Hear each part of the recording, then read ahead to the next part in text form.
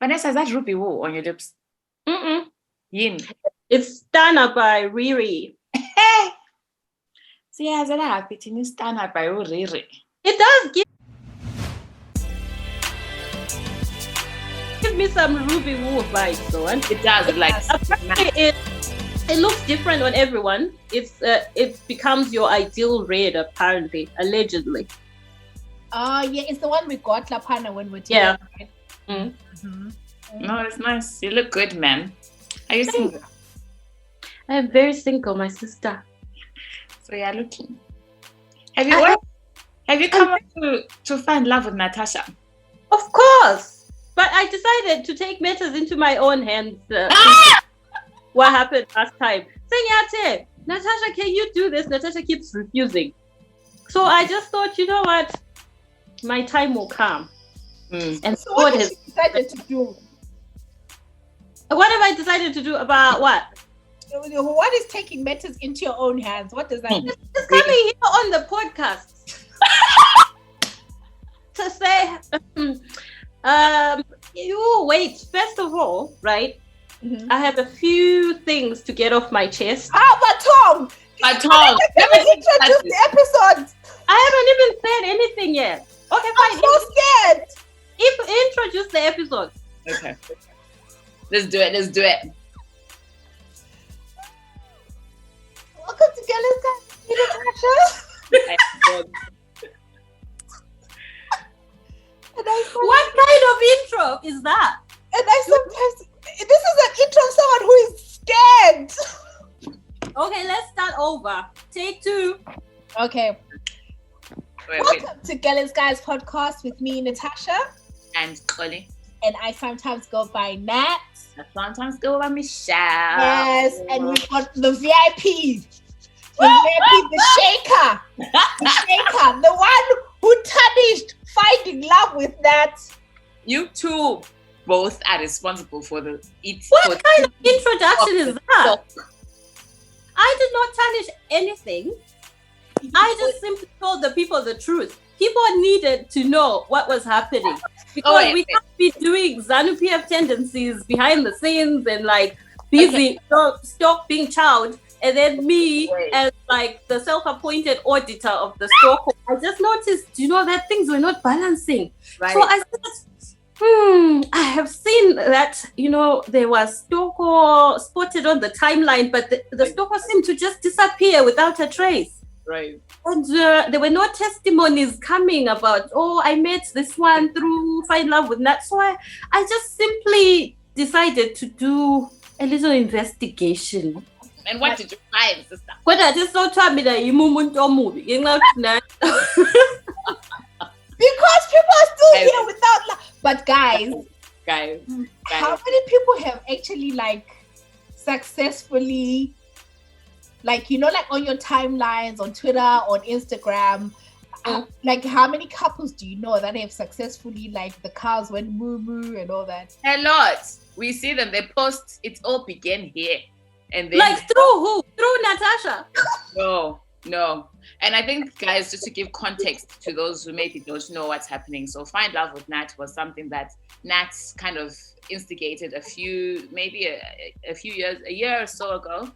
And people were meant to DM her. Men DM'd her. That I am a single man. This is what I do as a living. I am looking for a woman. Send them my way. And we never saw anything else. And then Vanessa somehow got involved in the whole situation. And between the two of them, the stock disappeared. The way that this story just changed as you I didn't somehow get involved. What happened was, as I said, I noticed that, something wasn't quite right. And, being the good Christian girl that I am, that is just not, something that I was just comfortably going to ignore. Right. So I was really thinking about the people, for the people. So I just try to find out what was going on, just so that there would be some transparency in the whole thing. But it's okay. It's fine. So I guess moving forward, the stock was eaten. Who was 8. We don't know, but there was eating involved. Anyway, so moving forward, now we have a new platform, Love in the Skies. Natasha, guys. Natasha, has there been anybody who's come to you? Just take the opportunity to be honest. No, remember this platform is people come on Instagram. So I want no involvement at all. There's no middle person. So you guys have to follow us on Instagram, and hopefully we'll do something this Saturday. Yeah. Maybe. We'll see. But anyway, I just wanted to quickly talk about the filling station. Oh yeah. When are you going on it? Vanessa, are you the one who introduced me to the filling station? No, you told me about it. Yeah, because I don't know, I think I saw it on the timeline. So yeah, I don't know, Vanessa, which I've been listening to. There was the episode of the lady, guys. Which one? The one who was in a relationship from 2003 to 2019. Oh, okay. Almost 16 years, guys. Yeah. No, that was hectic. And then I can't even laugh at her because I have done some clowning in my time, I tell you. So but guys, there's levels to clownery. I mean, this is elite. I don't think it's I don't want to talk about it because maybe she may be listening, but I think it's self-esteem issues. And also the man is he should be held responsible because you know when someone likes you, right? And then when you just kind of just use them like that. But it kind of made me think, if you guys were to go on the filling station, what stories would you? There's so many, man. Too many to pick from. Pick one. Polly, you start. Which would you go with? Gosh, let me think. Oh gosh, you put me on the spot there. I'm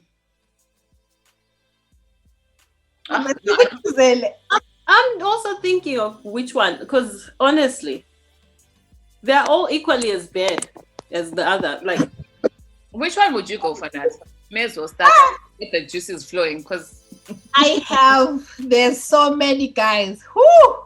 Can I pick Natasha's one? Can I also pick Natasha's one?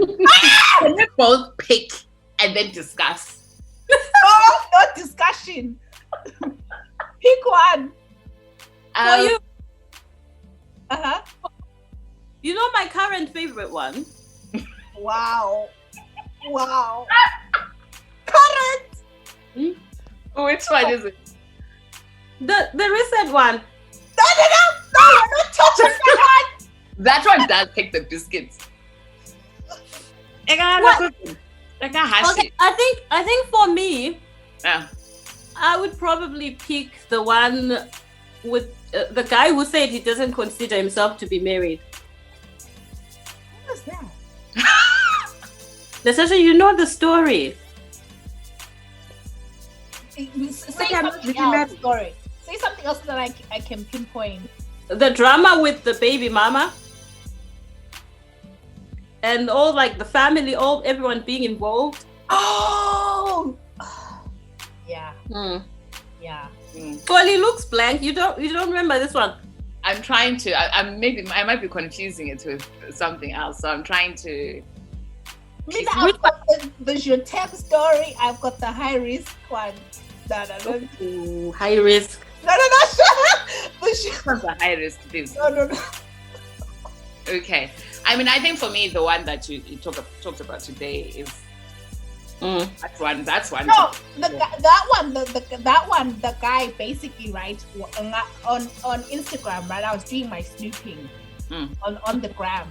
So I saw he used to exchange whatever with this girl, right? Who is from, I think, Congo, Rwanda, or something like that, right? Yeah.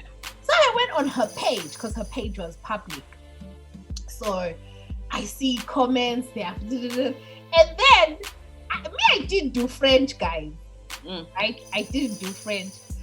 I see this guy who is supposed to be, you know, like we're talking and everything.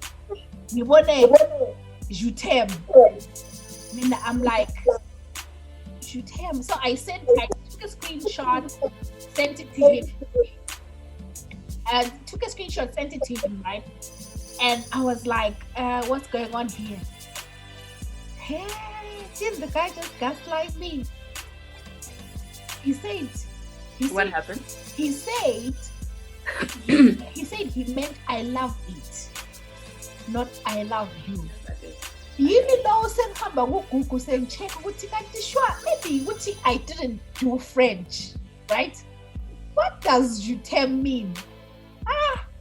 And then he came back and he said, oh, I thought you were mature. I didn't think you were petty to be snooping. I was like, bad thing. What level of gaslighting? That is terrible. But yeah, so which one would you guys pick for me?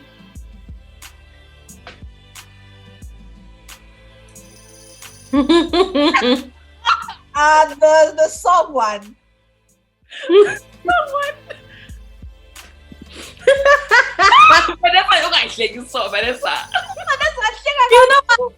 know why I'm laughing? Why?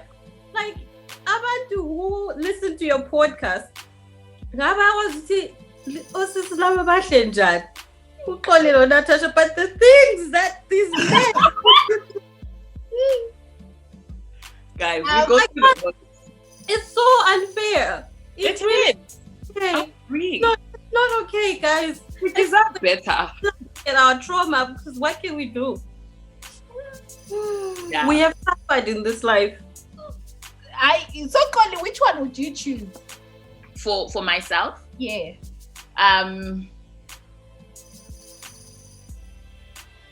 Okay. Actually. So I don't know. I think I've told you both the story about the last one. Owahamba, like to his parents in another city within UK. So lapa suka khona lapa hlala khona. He left at 7 o'clock in the evening, and this place is like 6 hours away by train to wherever he was going. But then so he left at 7. Then ngama 11 umuntu sefile. And then I didn't hear from him for about 2 days. And he was like, oh, and then our phone with another number saying the network is so bad in this whole city. Wait, and you didn't tell us this? I did. No, I remember the story though. I did. Maybe I think I said I did because I was so upset about it. But maybe I just didn't give you the full details. I was just upset with Tiganti, what is going on. Like I haven't heard from this person for such a long time. You know, like sometimes when things happen to you, you're scared to even tell your friends. Let me try and process this first. It's like a man is a stylist and there's stories. I think the sad thing was me in the middle of the night looking up what time trains arrive from point A to point B. That is my story. Guys, anyway. No! When I imagine getting a phone call at 7 in the morning. I think it was 7.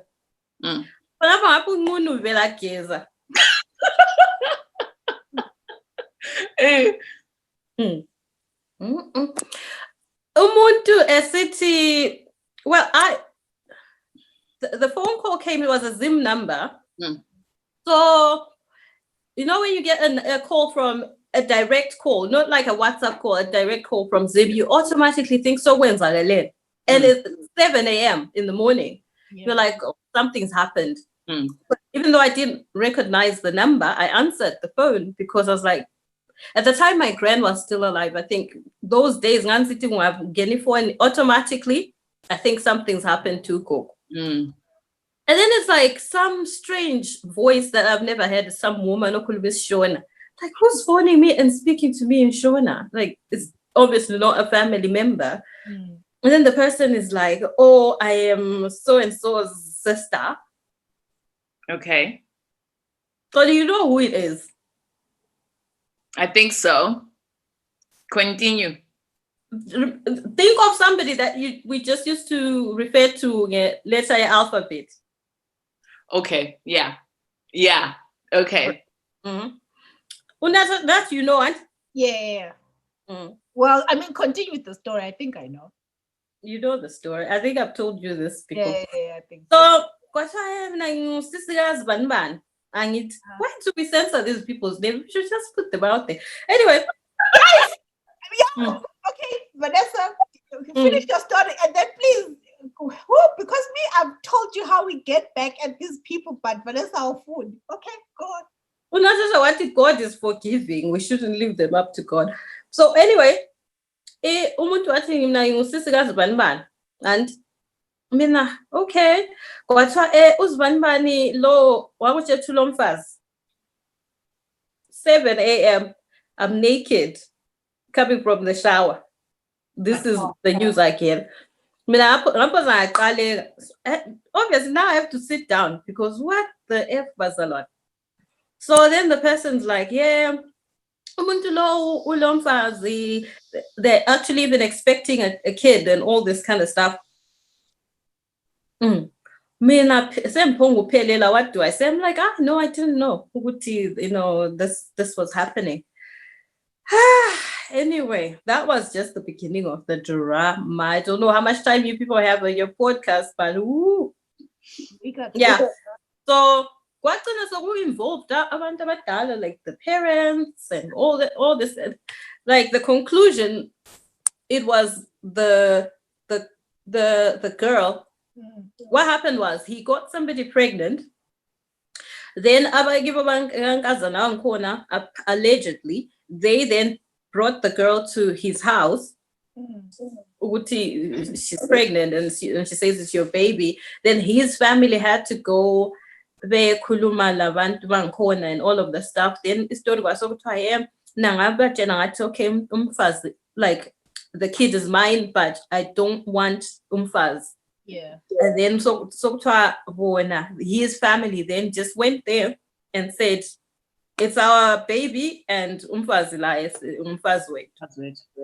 So basically claiming ukuthi bahamba bamlobolela umuntu yena engazange yamfuna. So hence I don't consider myself to be married because I didn't go and say I wanted the woman. Yes, it's Yasami, but she knew that I had a girl, blah, blah, but my goodness, the drama. And then like his brother who is here would be phoning, would tell what you know, he's telling you the truth, this is what happened and all this kind of stuff. And then some sister like in Canada would be on the phone. It was drama.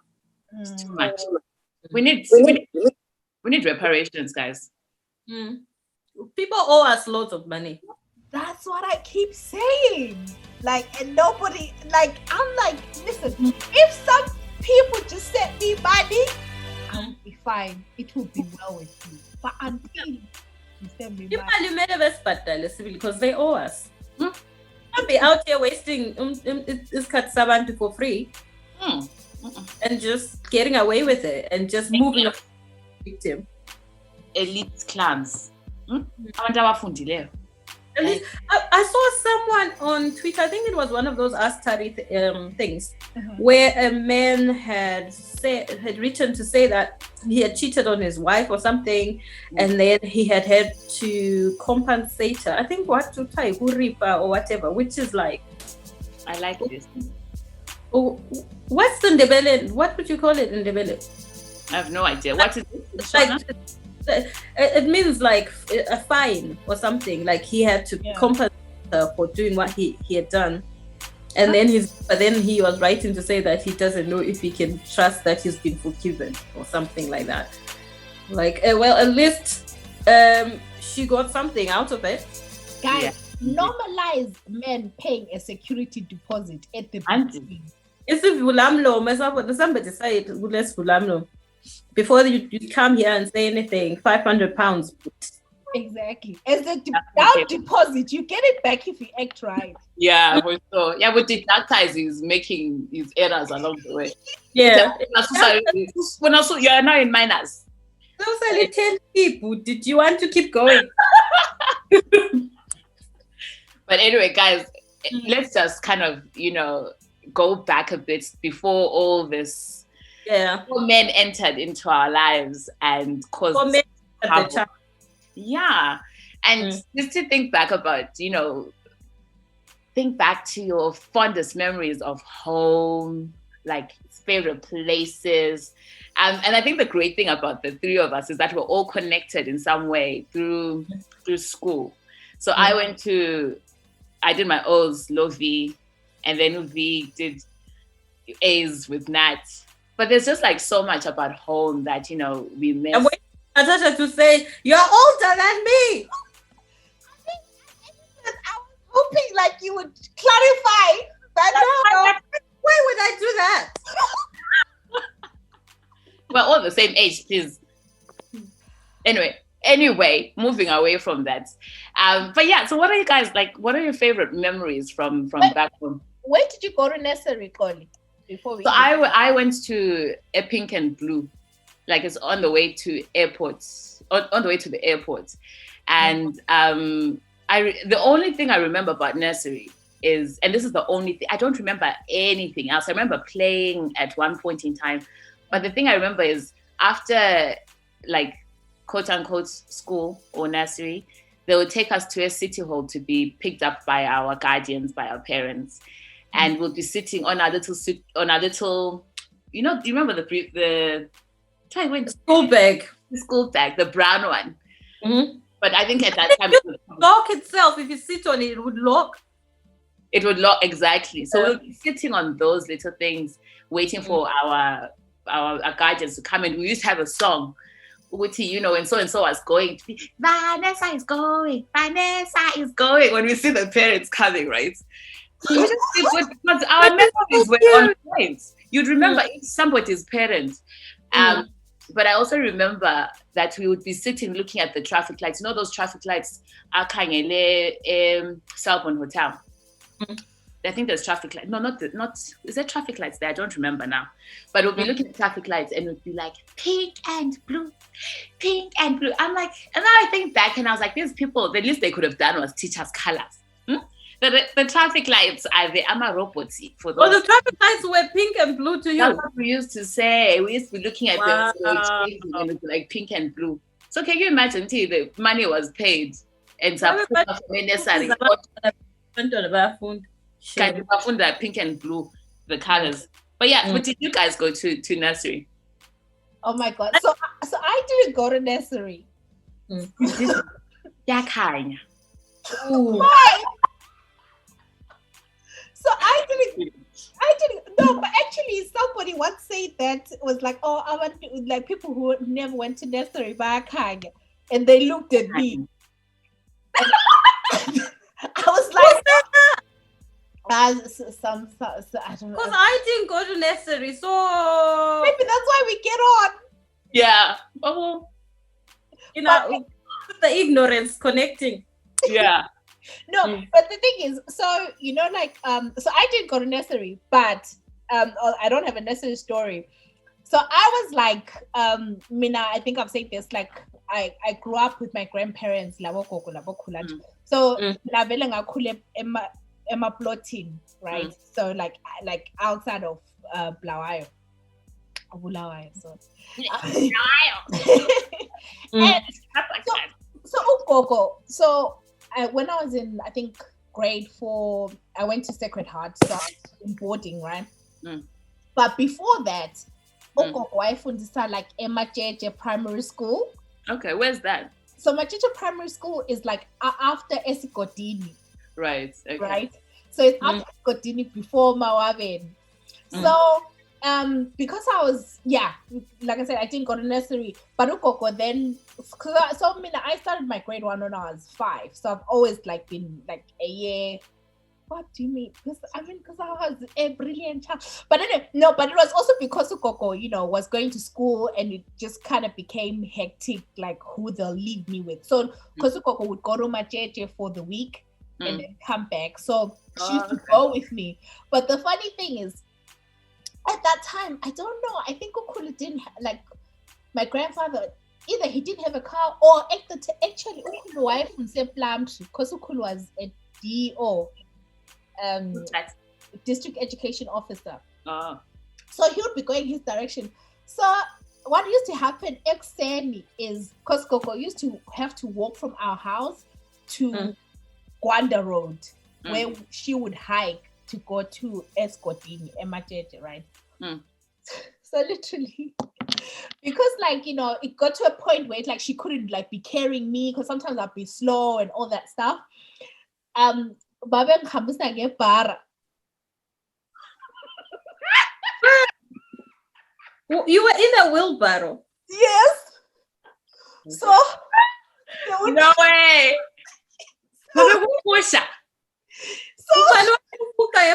What tongue? So sometimes there's this man who I said Ngoma. Yeah, he was a Malawian guy. So externally, the routine was, to get ready, bonfire, wheelbarrow. This is traumatic. I can't even. I can't. In a wheelbarrow. How slow were you? It was like 4, four. So sometimes, she'll be running late because she has to be in Majeje maybe by 8 a.m. Right? So, and also she would be carrying things for the week that she's now taking with her. So we'll go, guys, and then we would go, hey, Majeje. Actually, I do want to go to Majeje one day, Majeje Primary School. Yeah. How about you? Were you pushed in a wheelbarrow anyway? No. I didn't go to nursery though. I didn't. My mom taught me how to write my name. Wow. My mom used to be a teacher in those days before she changed careers. She used to be a primary school teacher. So she taught me how to. I think maybe she thought that she didn't have to pay anyone because she could do it herself. I don't know. So yeah, but the teaching young corner, I remember there was a book. And remember those patterns that there'd be dots and then you have to join them and make a pattern. Stuff. So we used to do that. And she would sit next to me, and she'd be like, Suga la pasiaga. That was fun. And then I'll be like, laugh because you're panicking, so you're just picking anything. Whoo, that lady. So she taught me how to write my name. I didn't go to nursery school at all. So but so you guys both went straight into grade 1. Yeah. Wow. From the house straight to grade 1. Where did you guys go? Coglan Primary. So I say Danchanga Hambe Majeje, from grade 1 to grade 4 to 3, I think. Then I went to boarding. And then I remember my first crush. When I was in Majeje, he was a guy called Prince. You people had crushes in primary school? Yeah. Prince. How old were you? His mom was also a teacher. So we were like the two kids from a town. How did you like boys in primary? Yeah? Did you like boys when you were in primary school? No, they used to pull my hair. So that's the sign of life. Me. Apparently that means like. Yeah, no, I know, but no, I didn't. Not up until I think grade 7 is when we had our school leavers dance, and I remember. School did you go to primary? Kumalo. Oh, okay. Well, we had no boys in my school, so they were weird to me. And never mind having a crush on a boy. That was. How old were you when you had a crush? Your first crush? What else I would that under? Who? Me. She means me. Who? What you like? You did not touch. No, I remember my friend. So it was a guy called Prince, right? Because why would that now? Like a teacher, Prince, if you are listening, huh? What? How old were you there? Yeah, maybe grade 2 or something. Excuse me. You had no, it wasn't a proper crush. It was just someone I liked. So like when I'm meeting with my cousins, I'm like, oh, Prince. Yeah. But that was mild. That was nothing. And then when I went to Sacred Heart, right? I had 2 crushes. How old were you then? 8, 9, whatever. Right. I'm just shocked. No. You were fast. So when I went to Sacred Heart, my crush was a guy who's actually on Twitter. Oh. And I got Ukokwan Chaya for that guy. Because what happened? No, because what happened, right, is I told one of my friends, there was a girl who used to live in our neighborhood, like Clermont, like Eplotin, like called Rudo. And so I remember I told them, I was like, oh, my crush, because he lived in Warringham, which is, so I don't know, isn't the Zema Plaza, right? So I lived in, like in a place like called near Gumtree or whatever, near like over how mine. So which is kind of near, well, not really near, but like Kensington is like the other direction, and then Warringham. So I remember plotting, you'd kind of like, know each other a little bit. So this guy, like his family, say Warringham. And then anyway, oh my God, why am I putting this out? Anyway, so I told my friend Rudo, right? You're talking, and she was older than me at the time. So you want to seem cool. It's like, oh my God, this guy, we're going to say. So one time Rudo comes home, right? And she's talking, and then she was like, oh, your, I don't know whether she'd crush or your boyfriend or whatever. Hey, my granny heard. I'm in like grade 5, 6 or whatever. Hey. My granny was the nicest person. Oh, bye, make sure you touch it beat down for your parents and everything. It's in the that. Everything is fine, right? Because like I'd seen her like that, she had overheard us, but then I was like, then she's like, oh, bye. Hey. Hey. And did you at least get to date him later in life? Because never. So what kind of for Mahara? For control. Because no reason. Like later I dated him. No, but yeah, he's happy. But do you know that reminds me of another cat when I was Gatswad as well, in a similar instance. But I was 16. So I remember, so Sensei Evelyn, right? Do you remember Chakamba? Okay. I used to go for math with Chakamba because, my math was not joining. It wasn't aligning. So my uncle was like, oh, you're going to go for extra lessons after school. So then I then organized with this guy. I was like, oh, I'm having math lessons. So, after 3:30, I'll be free. You can walk me to the taxis. Then the guy came, by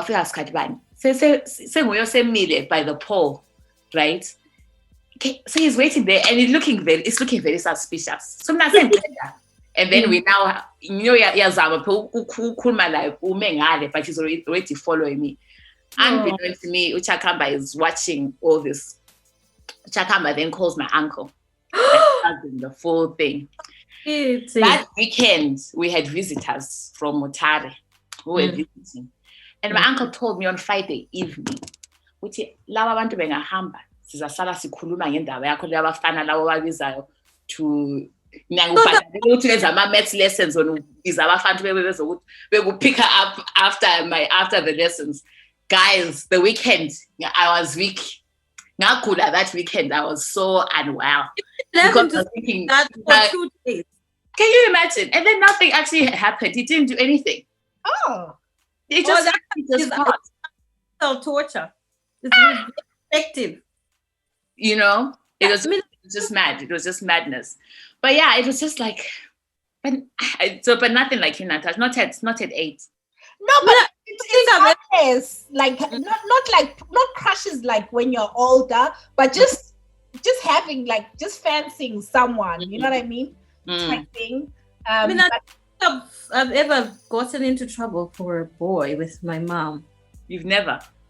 No, nothing stands out. But I think I was just always really good at sneaking. Yeah, no, I can believe that. Because I remember that time those PE boys came to Evelyn. I was not involved. What happened? I don't know the story. But basically, I forgotten. It was I don't know what happened, but all I know is that there were PE boys that were coming to school, so we knew about them. And they were coming to the current affairs club or something. And we were in Mr. Bebe's lab, physics. In physics, and like we were. This is how you know no one was paying attention to that poor man. Yeah. Anyway, so you know the garage thing where we used to get our tea, like the borders. Yes. The shed thing. The shed, yeah, literally. You remember where we used to get our tea? Yeah, I remember. Right. So next thing we see this PE bus ear corner Savona. People just saw the first words Prince. We didn't even see the rest. Niggas was. Can you speak for yourself? It was two people. Abantu ba scream about pume classini. I never left the class. Vanessa Manga. Vanessa, I remember you were literally on top of the table screaming PE, PE. Why would you tell these people that? It's not true. I was seated. Okoli was even in the bus at this point. Mr. Pepe was banging on the table. Order. Who's listening? Niggas was out. Yeah, PE boys are here. We got punished. The whole class. Because I didn't even do anything. But anyway. So I didn't do anything. Vanessa, you're the one leading the pack. People were it was the borders. The borders were screaming. And it was because we never seen men. What in? Exactly. We knew that you borders were being denied of. But we did. We saw the boys after punishment.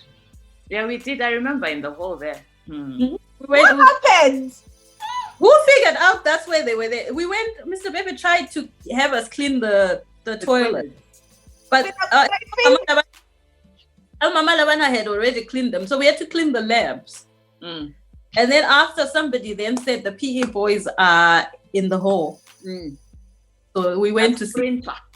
People used to hate sports. You should have seen them running that day. And the time those boys showed up at hostel, I thought I was gonna get expelled. They came to your hostel. They came to Macintosh. Like they were not invited, they just came. They used to have this current affairs club, the same club that got us in trouble in Form 4. This is now like lower 6. One day, it was Saturday because people were doing laundry and stuff. People had gone to do laundry. Next thing, Natasha, you remember where laundry was, huh? In Macintosh? No, next to Langdon. Remember, you used to have to go there. Yes! Yeah. You don't remember, I think. I can see from your face. But anyway, we were coming from there with our buckets from laundry. I just wanted to blazer maroon. And it's PE boys. They thought they could just rock up to hostel and just visit. And guess who they were looking for? I could just see myself being expelled and my mother going, why are boys coming all the way from Harare to look for you at this school? Is this why I pay your school fees for boys to be coming? I could just see it. But anyway, we ended up having an impromptu social.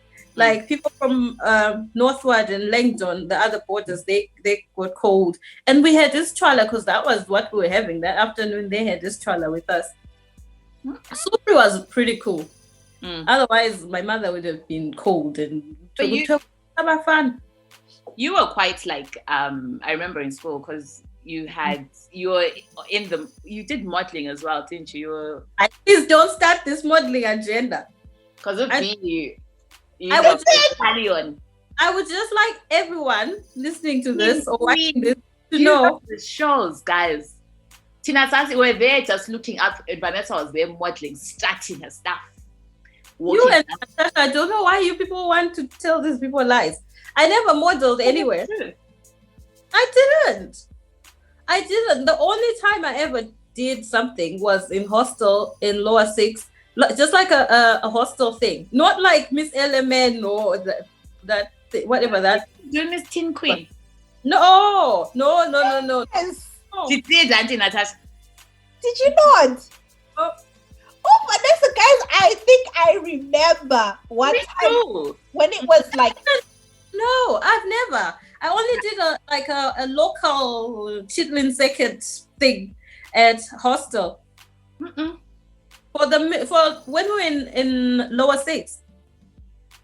But no, I wasn't even there when you were in lower 6. So how come both me and Natasha remember this? From 2 different times. Yes. Because you guys think just because I was tall and skinny, I modeled. I didn't. I was friends with somebody that did. Who? This girl Tandy. She was actually Miss what is it called? Blawai Junior, whatever it was called. Yeah, but did you do Miss Blawai? Oh. You sure you're not counting with Miss Blawai or yourself? Aibo, guys. Labo Manake. No, Manake was the one who was modeling. Yeah, I know, but she was northward. Yeah, I wasn't into any of that stuff. If you're listening, oh my God, every dance, as many dances as I could in 1 year. That's all I did. I didn't really do the modeling. 1 year, like 5 different dances. But do you guys remember? So you didn't attend? Did you attend any of the shows? Nats or Miss Teen Queen, or Miss? No. To be honest, no, I didn't. I did maybe. What about the Evelyn ones, Nat? What happened? To be honest, I don't remember. I vividly remember Miss Element that it was exit weekend and I went home, and then I came back. It was like and Manake was Miss Element. Yeah, and it was the whole thing. Oh my God, Manake looks so cool. I think Manake then did Teen Queen or something. I think she then went on and did Teen Queen. What was it called? Teen Queen or something. Yeah, Teen Queen. Yeah, I think, was it Blawai Junior? Was it a different thing? Was it the same thing? I don't know. I don't honestly remember. So, but I don't remember, to be honest. But then you guys, so latterly when you guys finished your from holidays, do you remember when City Hall, when it used to be packed with the Falcon bus used to come? None of us were at the City Hall except you. Falcon bus used to be at City Hall. Yeah, but school holidays. And they used to come and get dropped off. The bus used to pick them up from the City Hall, Nat, anyway. Oh. Yeah. That was just the whole and Well, I began to it. So are you telling me that today?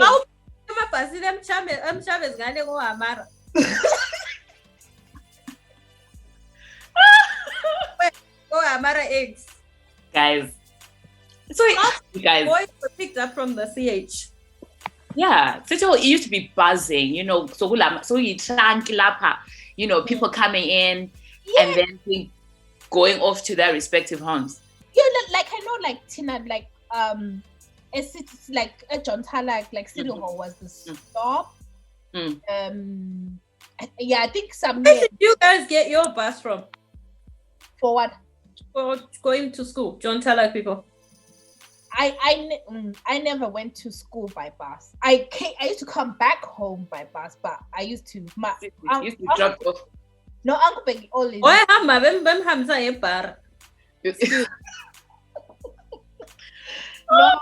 Uncle Peggy always used to just make it a point that he would drop me. And actually, oh, you guys. Your Uncle Peggy, why you could because the boys were all at the city. Yeah. No, but when I was coming back, that's where you'd go. Like when you'd be with. Well, we had the City Hall. Yeah. Mm. So how did you not see the Falcon Boys? But remember, like school closing was sometimes slightly different. That's why I didn't think Falcon Boys were. But you know, at that time, I wasn't. You know, I used Twitter. You know, I didn't know these things, but yeah. So did you guys? City holiday.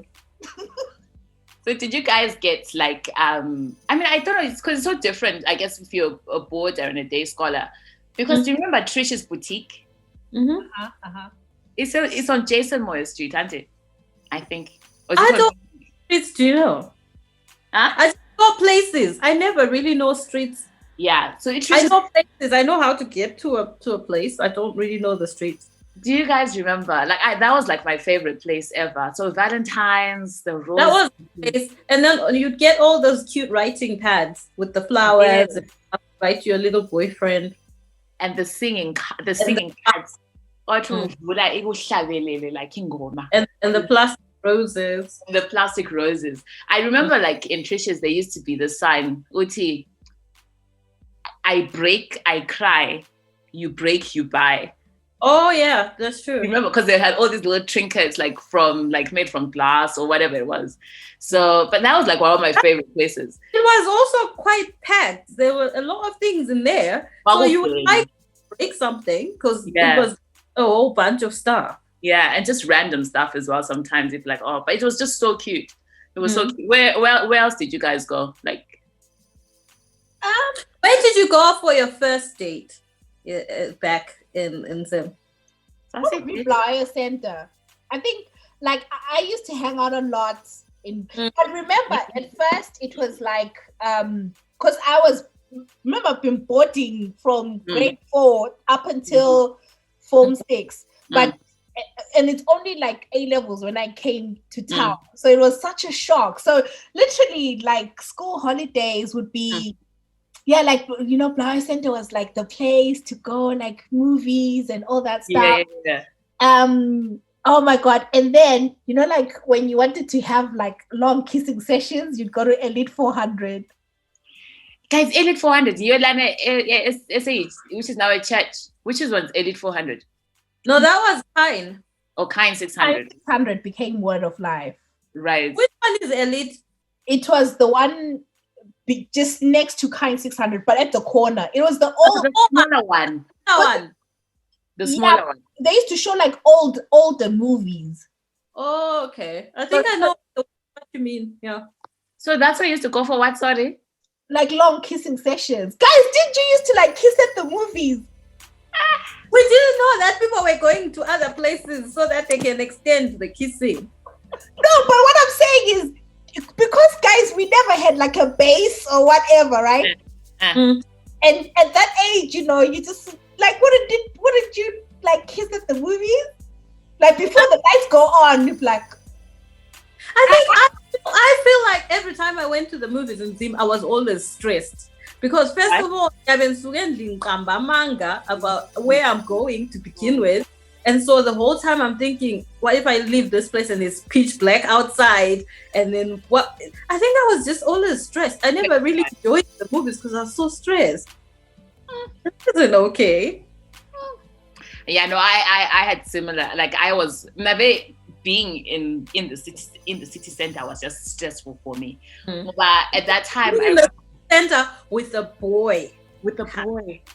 Hey, now one thing I will never forget in my life is so now my instructions from school were at the school we are go 2nd Avenue, got Mchoba, you come home. That was my life. Ish. So one time I remember Sasi, we and I used to bank from school. We used to go underneath like a fence because they had why I never know you wouldn't be there. What was I doing with my life? I didn't even see these things. So we used to run away from things, and we used to run away from sports. Sports were number one. We used to run. So talk when I come and run on the field. We used to run away from that. But I remember I was walking in town, just minding my own business, and probably would have told this as well. And I saw my uncle, and he rolled down his window. It's like, and that was, and so I always lived with that petrifiedness of, oh my goodness, I'm going to bump into him somewhere on these streets. So it was just never pleasant. But yeah, so it was just, I don't know. It was just crazy. It was a crazy time. Growing up Bulawayo was stressful as a teen, because I remember once with my little boyfriend who went to Gifford. We were my parents are married. So remember that KFC that was next to Edgar's? Yes. With the you know how it's all glass? Yes. So then we got there, and then he's like, oh, let's sit down, and then he wanted to sit next to like the I was like, oh, deep, that's where we're going, behind, because next thing one of my mother's sisters or somebody will be walking past La. So we managed to go in. Then when we're leaving, I had a little takeaway, what is it called, a doggy bag. Yeah. That is it. Me, I'm there with this. The aunt, like, oh, Janu mom, and all, like, and you could see her. She's looking at the bag, like, oh, that's just one type of thing. That was not a safe place for trying to date on. And that's the thing, like when you used to like bump into an adult, then you'd have to kind of like do that move where you're just there. And the worst thing is, I remember this one time. I don't know, Auntie, what happened?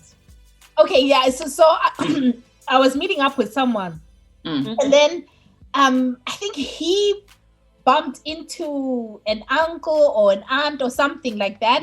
And then, obviously you're doing that whole thing where you're trying to be, far away, right? And then next thing, I think the aunt, Genisa to her work, whatever, right? And then obviously now the aunt agenda yake. So I'm there waiting. You are there. Yeah, no, but obviously I'm not. You remember, we're so young. We're hiding. Not like you're together.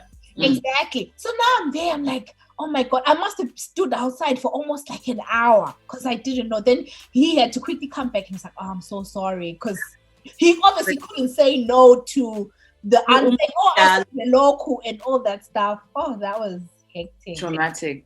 Do you know, I mean, my mama used to,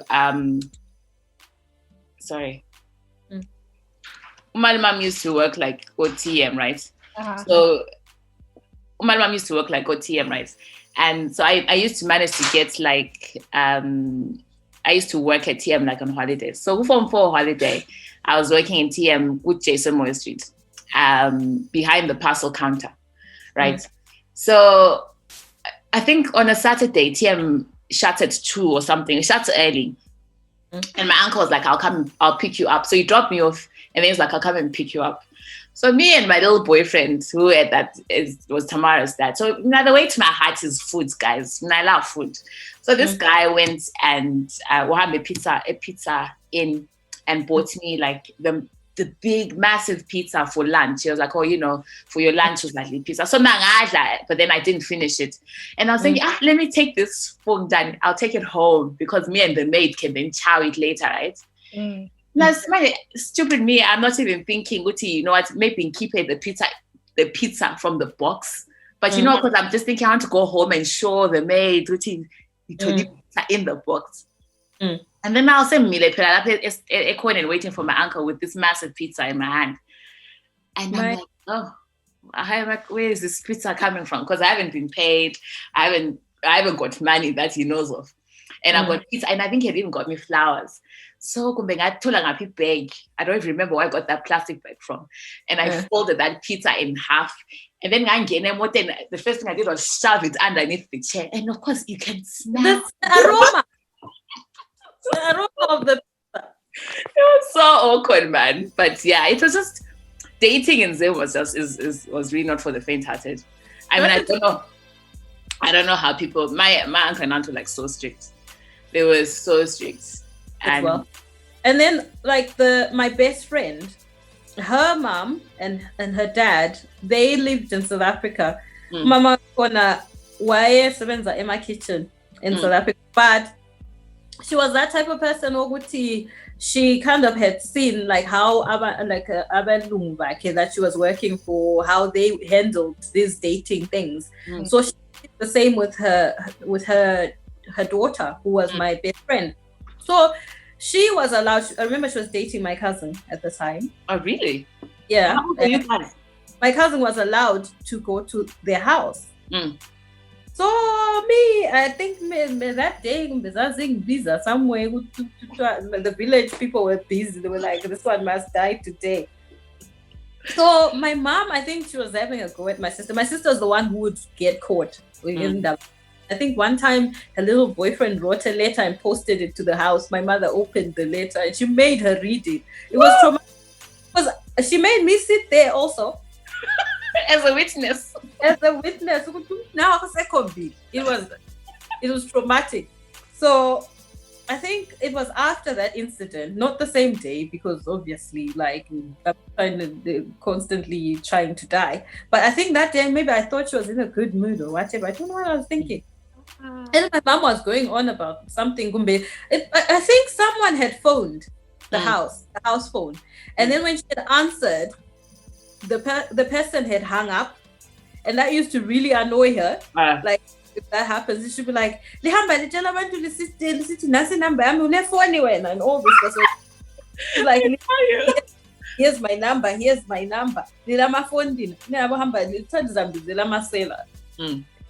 A lot of things translated to Lizambizela Masela. Watching TV at night. Yeah. So anyway, so I said to my mom, I think I was feeling brave that day, because I said to her, like, oh, memory, and my best friend's name was Memory. I said, oh, Memory, like, Jonathan, that's my cousin who she was dating at the time. Jonathan, we are hamba, go Memory, Janjani. Like, so then I was trying to be like, why don't you do the same thing? My mom said, because we're not doing this like at this house. That was the last time I tried to make any suggestion. My mother told me move next door if you like their rules so much. We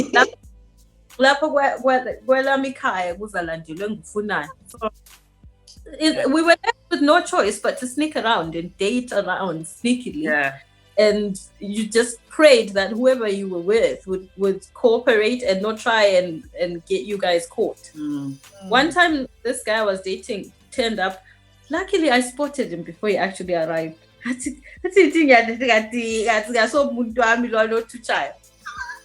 had to quickly leave the house.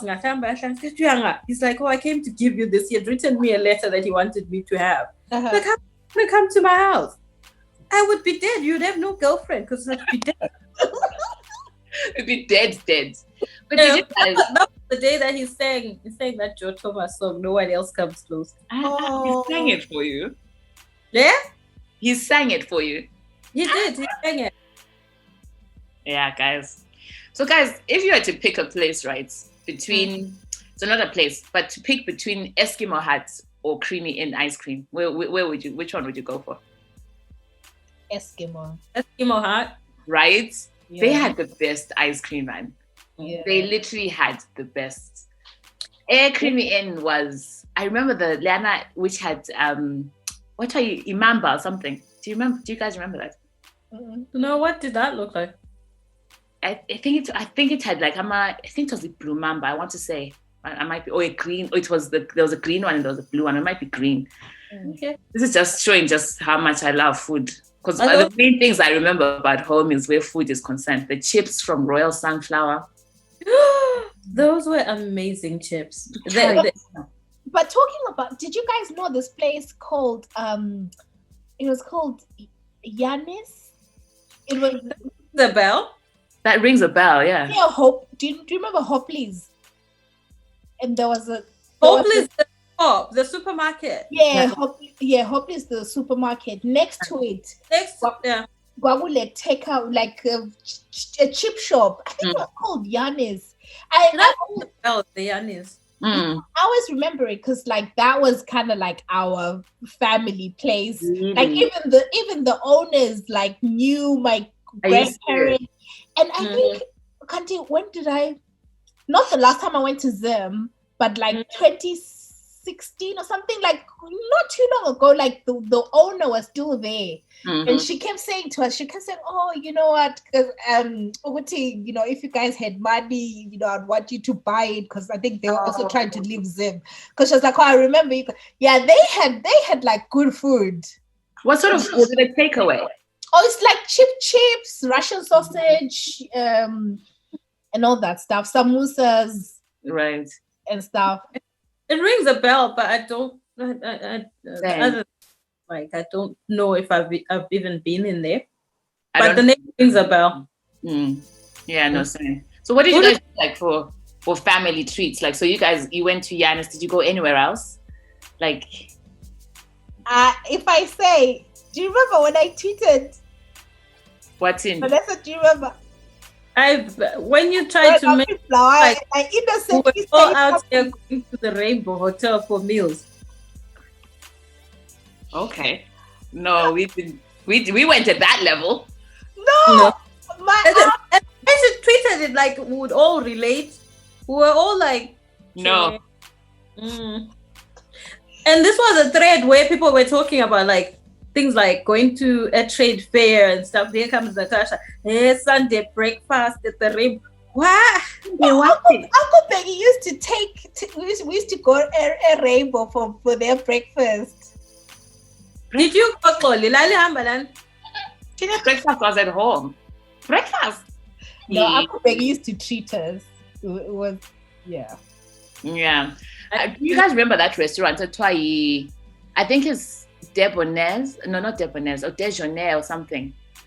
It was opposite Kind 600. It starts with a D. I don't remember. So that was our family treat. We go there for dinner and stuff. Do you remember it? I think so, because I think it became a Chinese shop, like a Chinese takeaway, Chinese restaurant. I don't remember it. You don't? Do you guys remember Sisters? The cafe? Yeah. Yes. I was about to say what was Sisters, because that rings a bell. Yeah, because we were poor. We didn't do like the family treats. We were poor too. Stop lying. You were not poor. No, the thing is, with me, it's not. We were like really like average, but because I had uncles and aunts who would like give me those experiences. Oh, that's nice. You know what I mean? So it's not like it was like the MO, because what? That wouldn't fly. My mother was too busy trying to hlanganisa imali fees. But we didn't really have a lot of treat things, and when we did, it was normally like she'd buy something, she'd bring it to the house kind of thing. I don't remember us like going like out like a restaurant to eat and all of this stuff. First of all, she didn't drive in those days, so and you have to think about that. And then now you have to pay for the food and all this stuff. So I think she'll do her calculations and she'll be like, my life towards a school levy or something. Yeah, it's fair. Christmas was like, what did you guys do for Christmas? Did Mickles? Did you ever get that box? That box. You remember that? Yeah. Box? What was it called? The Mickles one. Yeah. I didn't do that either. Oh wow. Should we? We thank God for where you are now. May your children see better. Amen. No. Because I remember like that was a highlight. Mina, my sort of like childhood, a lot of my holidays were spent with my cousins from Kwekwe. Okay. So they were like the rich cousins. So like they would come over to Vlaio to their granny who lived in Montrose. So sometimes I would literally spend like all my holidays like in Montrose, and then that's also how like I would get all these like experiences, because like I'm saying, like they were like they had bank. And yeah, I remember like Mickles being a thing, but I don't have a picture with Father Christmas. Me neither. I wish I did. I mean, now it's considered as you don't, nobody sits on Father Christmas's lap. Oh, okay, fair enough. It's just funny how things change, isn't it? But you could recreate it. That's my. So ho. It just took a 10, this whole conversation. Literally, a sharp left. Yeah. And then do you guys remember a Centenary Park? Mm-hmm. So they used to have this thing. I don't know if it was like a one-off or like every Christmas. It was like there was there was a Christmas thing at the Centenary Park. Mm-hmm. Do you guys remember? I don't know. Like it was the what? Sorry, it was like the train. With the train. Yeah, with the trains and the like lights. Was it like a yearly thing, or was it just a one-off? I think wasn't it just like a Christmas thing? I think it was just Christmas. I remember the Christmas lights. Yeah. Remember they used. Do they still do that? Like decorate the city and put the Merry Christmas things and all this kind of stuff. I have no idea. I haven't been to. They used to decorate. I remember with that. Yeah. Those were the days. Like, remember the days when, what was that supermarket called close to the city hall? The one with the floors. Haddon and Sly. Why oh my God, that place. That whole place was. Do you guys remember? Are they the ones who had a sweet section? Yeah. That place. That was like the same standard that we would have supermarkets here. Yeah. Yes. Like Haddon and Sly to me is just the reflection of Zim. Just how it has just. Now when you go out there, so it's been divided into little sections. There's like a shop, someone is doing nails, somebody. It's like it's really not the same. It's so sad. Yeah. I remember. Do you guys remember there was this place called Sweets from Africa, Sweets from Heaven? That also rings a bell. Where was Sweets from Africa? Was it Ebulawayo Center? I think there was one Ebulawayo Center, yes, and then there was one at Haddon and Sly. Oh, okay, yeah. It's like opposite. So yeah, I remember that. That was. What was that place that sold clothes? It was like a boutique. It was opposite. Was that a Woolworth? What shop was that? Like across the road from it. From Woolworth? Susanna look better. Susanna look better. Because I'm at the wrong place completely. Bata is opposite. No, it's see where First Mutual was. You see that whole block, but before you go, and the First Mutual was before you cross to see Ebulawayo Center. Close opposite. What was that? Edgar's. Not Edgar's. It was a boutique. Did they end up selling like school uniforms? Or am I thinking completely? Well, come to me later, probably. Yeah. I think I know where they had like fashionable clothes and stuff. Something twist and something. I can't remember. It's not Funky Monkey. Wow. I don't remember. Funky Monkey, was that a shop? Yeah, it was some boutique. Yeah. Then there was Brass Monkey. Yes. Brasses. I don't know if I ever went to Brass Monkey. Did you know? Brass Monkey is where it's now former Bradfield shopping center, right? Yeah. Like a Gifford Way, right? Brass Monkey, is it not was it not at BC? No? No, you think of Cafe Baku. But it's thinking of Cafe. Natasha, you're right. That's where I don't know if it's still there though. Yeah, I don't think Brass. Oh yes. Yeah. Baku.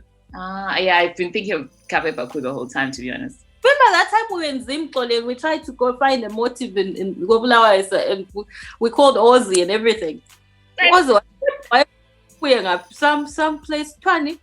Science I by that time. We went to Blower Center and some place Ozzy told us to check out, and it was some old man just sitting there. Oh, that pub. The pub upstairs. Upstairs, yeah. Near where Spin Along used to be. Yes. Yeah. Guys. I remember that.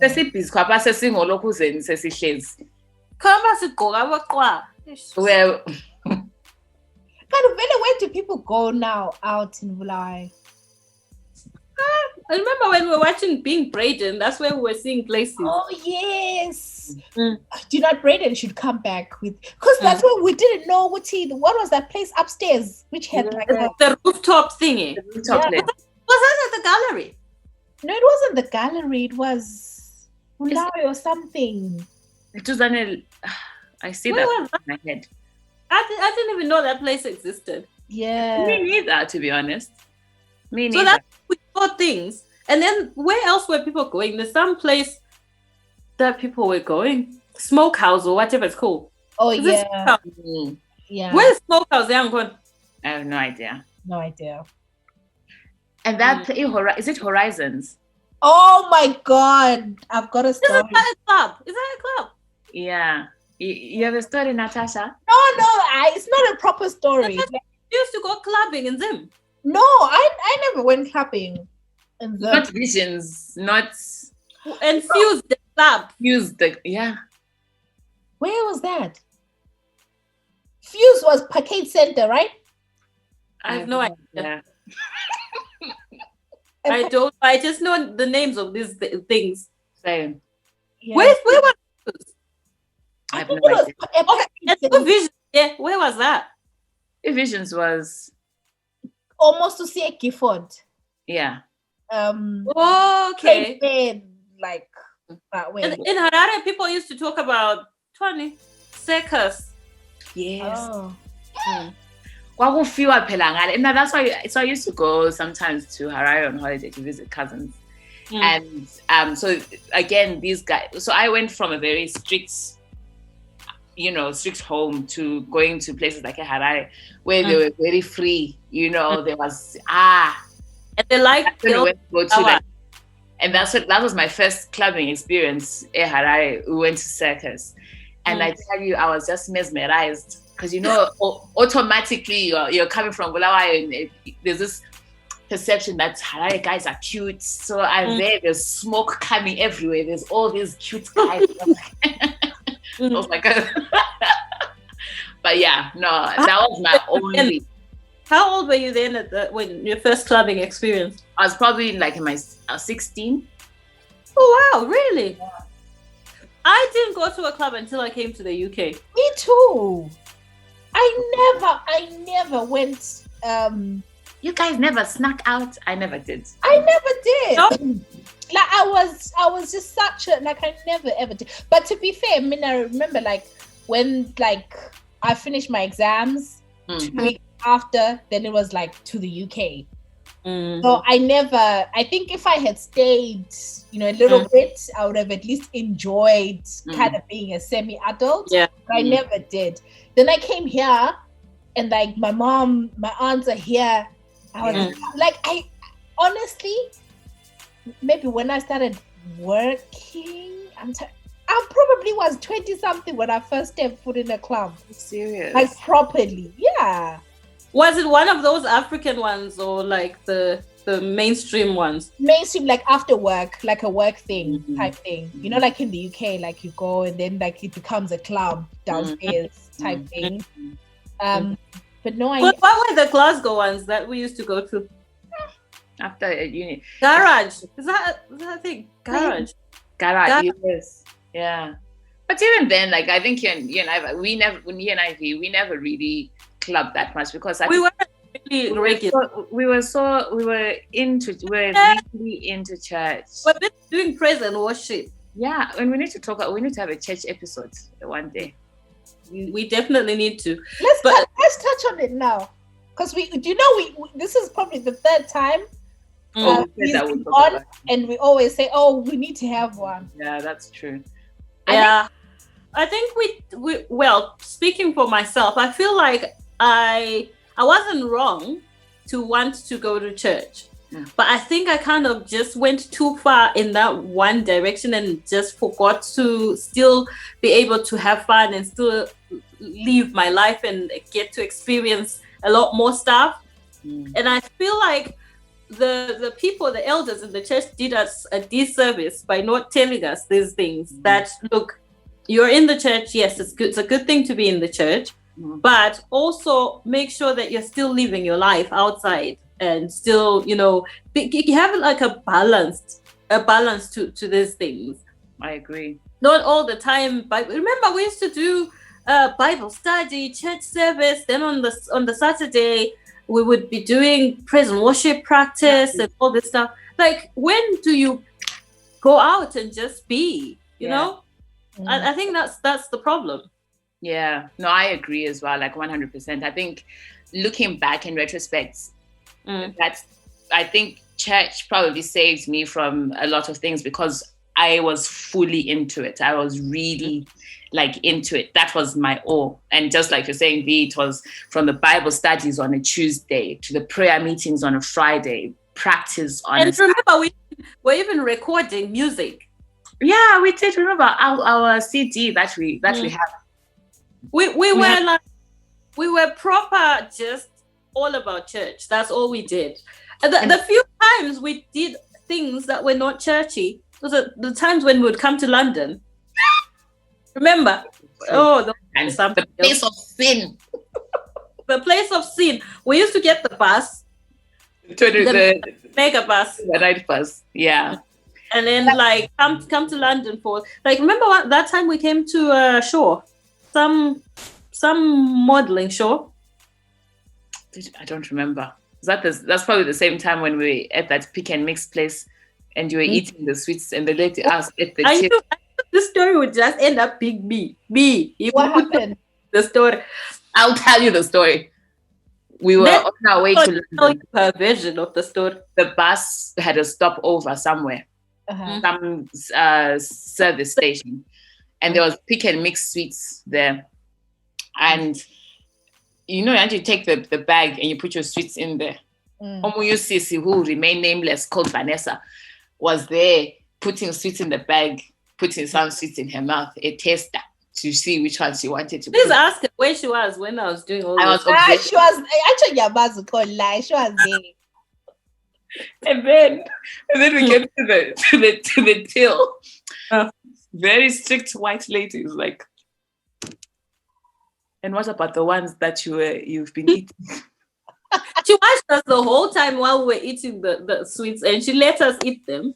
And then now we paid £2 for the ones that we were actually going to buy after we had eaten. I was mortified. What about the ones that you've already eaten? I think we didn't even have an answer for her. No, we didn't. Why was she just watching us and not saying anything? I know. But those were the few occasions where we were life outside of church. But to also just kind of touch on church a little bit more, there was this whole because we were young, we are still young. We're in our early 20s, I would say. So there was a whole emphasis on being a righteous woman or a righteous man, and that if you kept yourself, you would. God would reward you with a good man, and your man was in church. You are in church for a reason. Serve the Lord, serve in the house of the Lord, and you will get. So I feel like in a way that was probably overemphasized, and there was, if you even thought about having a relationship with somebody who was outside the church, you're already unequally yoked, and that was really not looked. It was really frowned. And they didn't even encourage dating. Remember? No, it was the particular church we went to. It didn't encourage. Yeah, they used to have a thing called masofas. That was the thing, where if a guy spotted you somewhere and then decided that he liked Natasha and he possibly wanted to marry you or have whatever, he would then go to his pastors and say Sembonu Natasha or whatever, and then you would be called, and then they would sit you both down, and then they'll be like, so this brother came and he says that he's seen you and blah, blah, blah. And the expectation was you'd go from there to marriage. Straight away. So it wasn't any of this date, see what you like, try out different flavors. Oh, none of this. So, and I think that was while there was an emphasis of protection, I feel like that's why I said at the start, that kept me from a lot of things, because there was that safety. But you had a personal experience, Lee, when that guy from wherever, you could be Mrs. Somebody. I would have been married like what year was that even? It was the year. Why? It was early mid 2000s. I would have been married for like double digits by now. It's true. So that was some experience. That it was quite a traumatic one as well. Yeah, looking back. And the way that it was kind of handled, I think, was my main thing, because it sort of just came out of the blue. I think if you're going to do things like that, it's important to prepare people for these things. And not just all of a sudden this is happening and you don't really get a choice. Because I just remember that we were recording that day. We'd spent the day after all day with them recording. And then no word, not a word. And then like when I think they had just dropped us off, I remember it was cold because I remember I went to shower after. And then I came back to a bunch of missed calls from like the pastor's wife.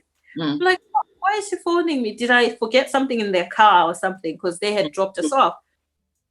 And then when I rang her, she's like, well, there's something that I wanted to talk to you about. I'm like, okay. And she's like, there's a brother. I'm like, oh gosh. The minute she said that, I was like, oh no. Like my brain just really, I wasn't there. It's the last thing I thought she was going to say. And she's like, only to find out that not only is there a brother, but the brother is on his way to Scotland right now as we speak. Ma'am, what? Like, she's like, oh, he's coming. He's already left. He's driving. So tomorrow, if you could come to the house. I'm like, what? Like, you don't even get it, because it's supposed to be like, it's supposed to be told there's somebody who's interested, so that you then go and do your own praying and decide what you want to do about it, and then let them know if you want to meet with the person or not.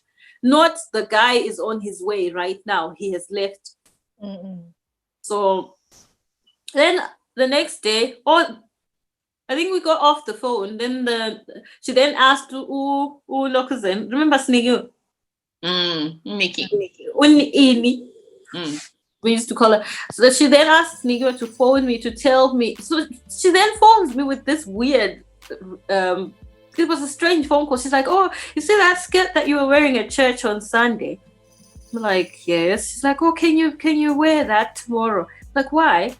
She's like, oh, I like the skirt. I want to copy the pattern. What? So anyway, me being me, I decided to wear ripped jeans. And I went to the house in ripped jeans. Got there. This guy was, and Sean was there. Sean, remember how we used to all joke with Sean? Sean is like, love, you're too early for my sofa. Come tomorrow. Like, little does he know that I'm actually here for my sofa. He thinks he's joking around. He's like, oh, you're early. He's like, oh, I was just going to speak to the pastor. Then they were going to call you tomorrow. Like, he's joking. And I'm just like, I see you're there for business. Yeah. So then I get there. There's this strange man I've never seen in my life. He's like, oh, Sam, I saw you at the conference singing Mighty Warrior. And then that is my wife. And then I'm like, sir, really? But it's crazy that, like, for all the time that we were in church, I don't know if you had any other experiences of a man coming to the masofas for you. I never did, not even once. No, I had having you on. I had that one time on that one experience of being called to Maso. How about you, Nat? Like, how did you? What are your experiences with church? Take me to church. No, so I think it's mine was sort of very different, but I've always been interested in and similar to you guys, like Mina.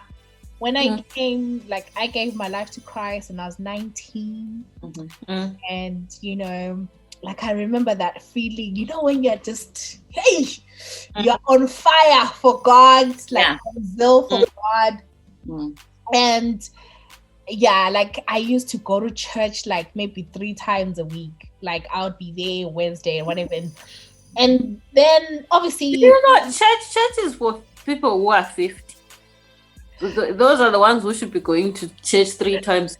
That's what my uncle says. But listen. So it's similar to you guys because it's the same kind of like principles of abstaining. Keep your no alcohol. Yeah. I think these things are according to your conviction, right? I'm learning that. But the thing is, so for like honestly, like throughout my 20s, I think like we have told that like maybe like I'm saying maybe like work here and there, but I was pretty like homebody. Like I even now, I don't think I've ever, I've never really had a wild time, and it kind of got me thinking about. Did you guys see like what Toni Braxton said? Because she kind of, I think, had that same experience. Her parents, her father was a pastor and so she was like, oh, I regret not. Okay, so she's like, I regret not having more sex when I was younger. I should have drank more. I should have partied more, smoked more, even. And I remember when I saw like she's I think she's in her 50s now, right? And it's, I don't know, guys. Like you said, we need to do like another episode because I don't have the answers, right? But what I will say is, I think like you guys, it's not that I regret church. I mean, I still go to church and everything, but and I don't regret, like maybe trying to be celibate and all that stuff. Trying. No, shut up. No, but me, I've told you that, like, no, don't do this to me, guys. Don't do this to me, guys. Why? Honestly, if I were to be honest, like in my 20s, maybe from what if I say the longest I have gone, like oh my God. Oh, should I say, or is it too much? The 2 weeks. No, come on. Not even you, you know this. You know this very well. No, I'm joking. I do know. Like, yes. Like, literally, like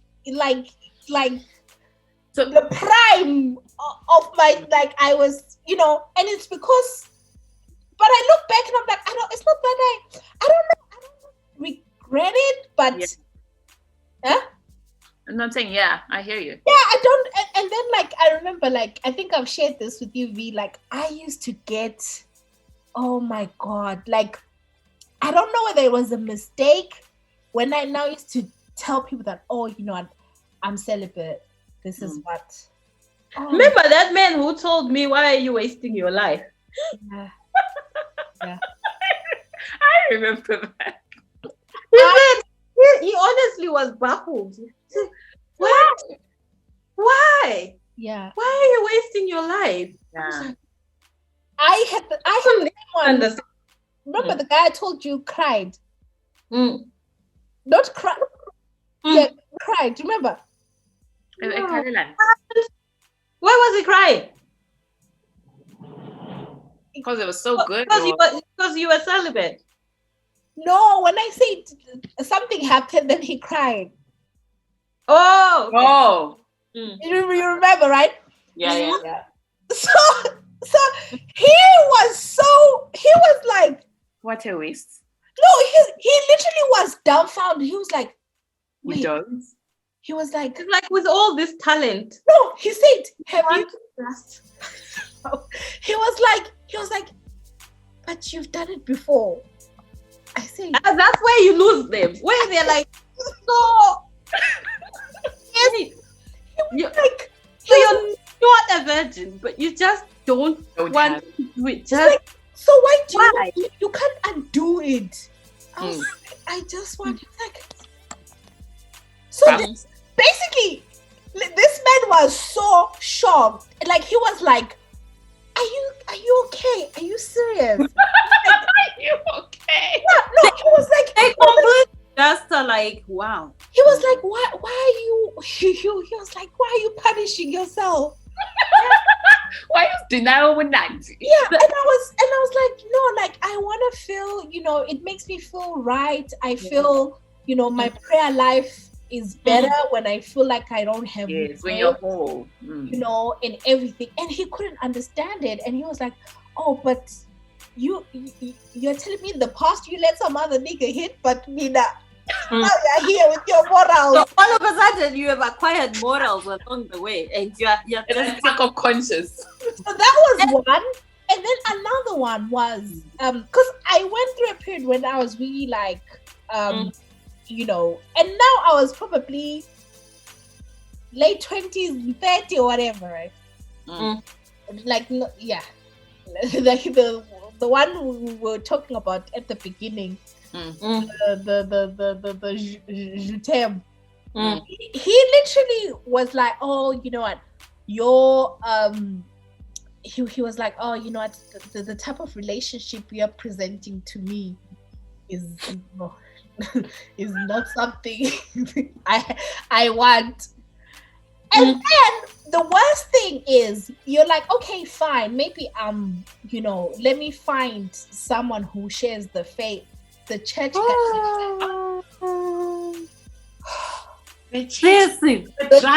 guys.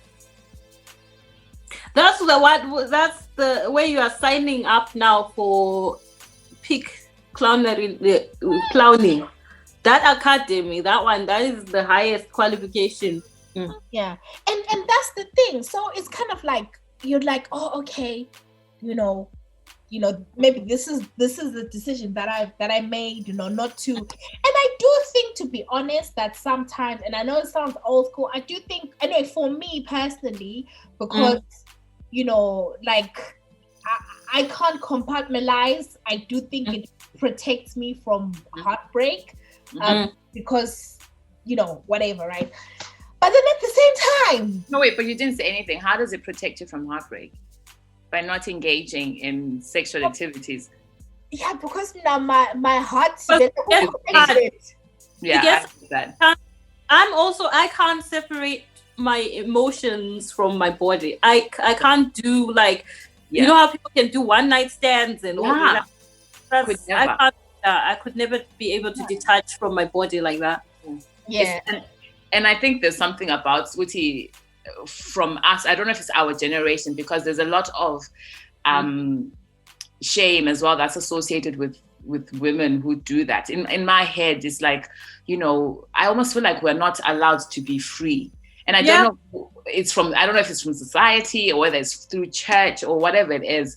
But you're right. Like I feel like with my body, I need to, in order to give anything to you, I need to like you, like you, I think they did a great job, whoever they is, in indoctrinating us to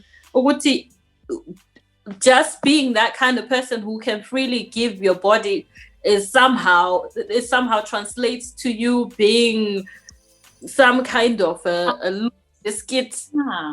Like that's not the case. And then here's the thing. We believed it.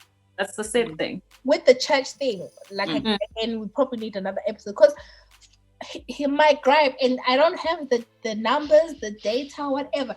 Is Konokuwati. There are so many women who really like, they've done things quote unquote the right way, whatever. And then there's so many single women in the church, and it's then you then look around and you're like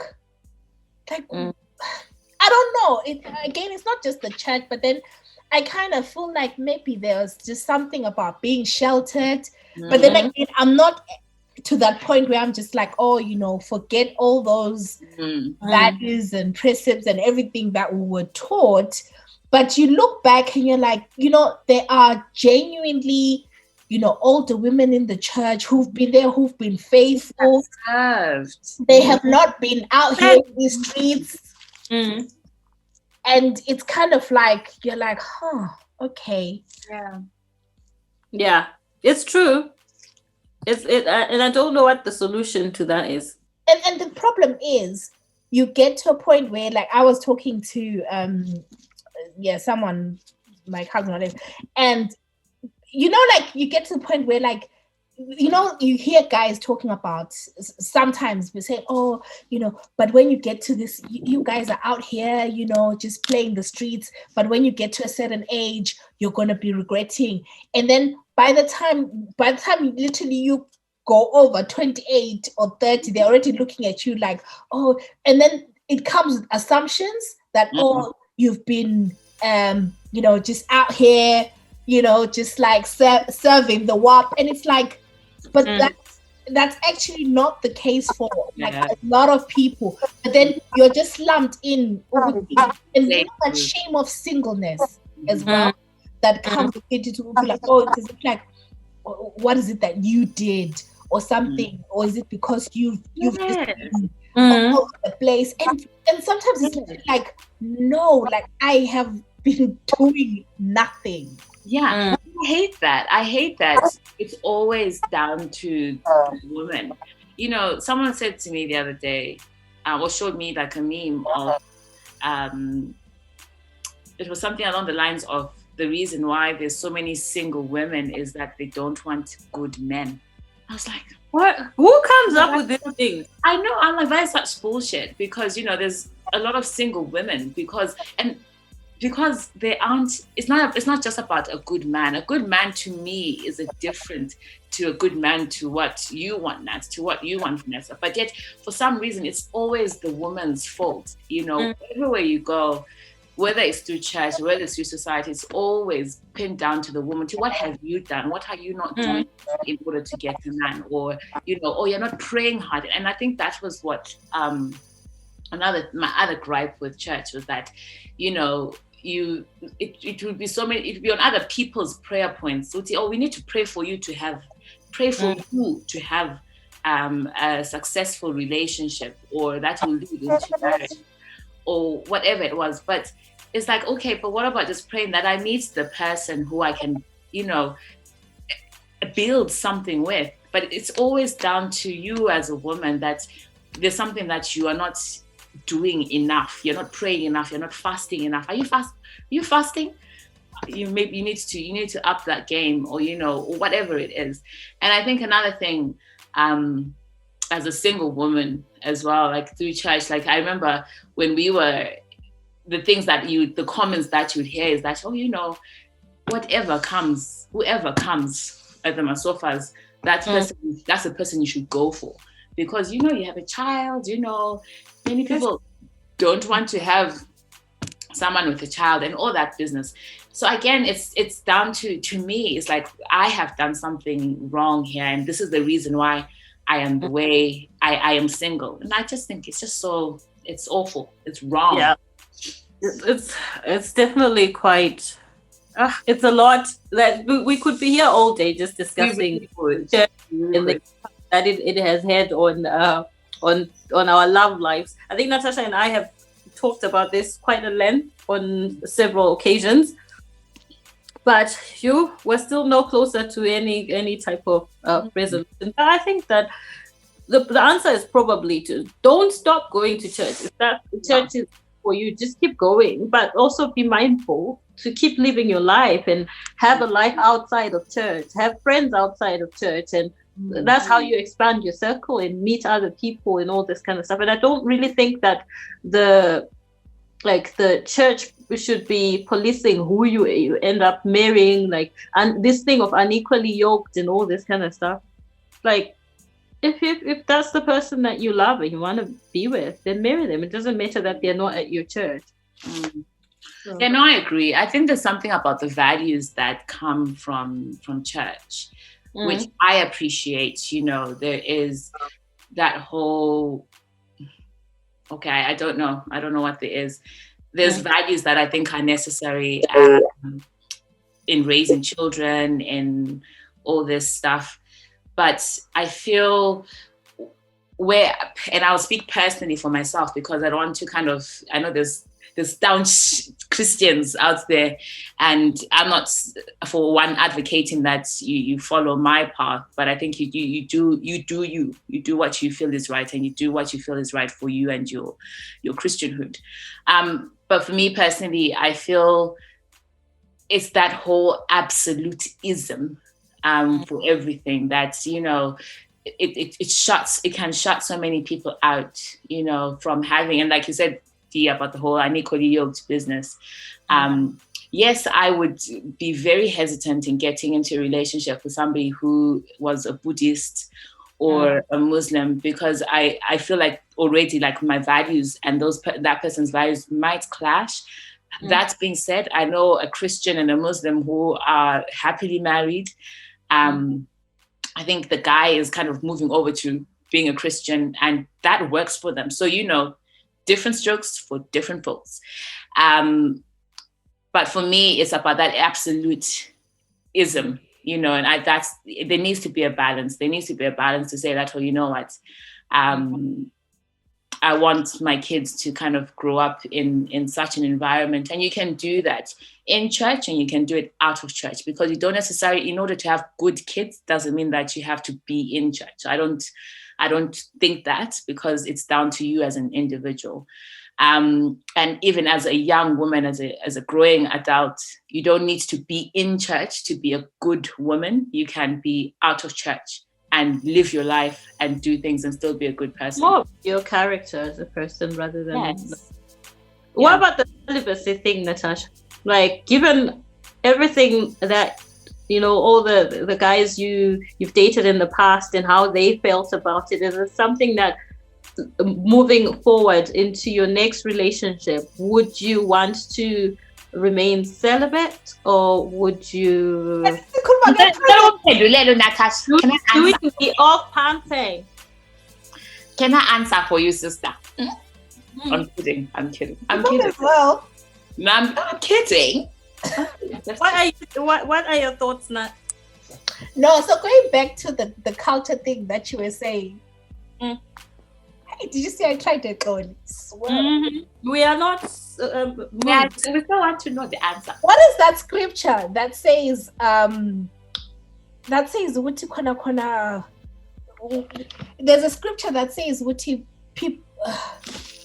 people make the word of God of none effect because of tradition. There's a scripture that said, so the point that I wanted to make was like around, there's the religiosity. I think sometimes that's where people go wrong, because some of these things they are cultural. It's just like when you have a family, you create your own cultures. With churches, there are things that are just a cultural thing. It has nothing to do with the word of God. You know what I mean?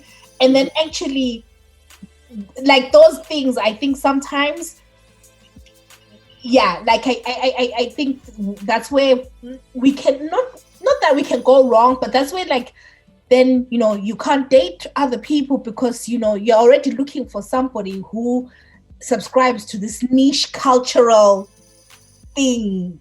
Do you know what I mean? Like, from a religion point of view.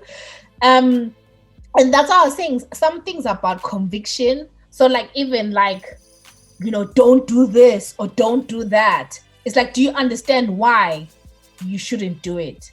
Right? So maybe, for example, like, you know. Hello, Donald Trump. Can you answer the question? What is the answer? What is the answer?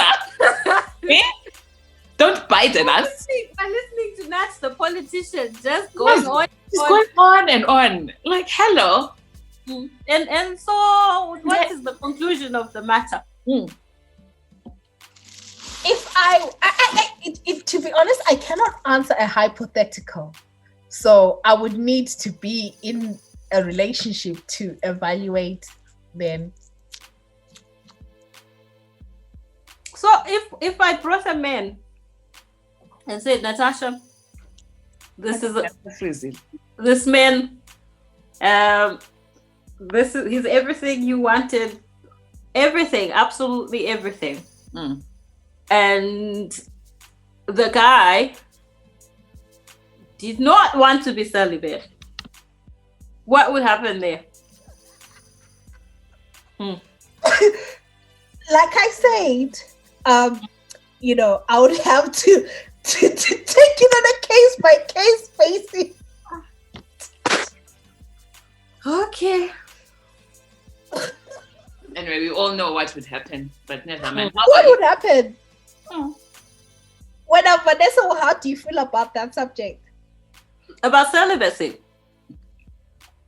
There was a time when I would have been like strictly, this is what I want, and this is how now I'm like, wait, you know, I it's not something I would strictly enforce in my relationship.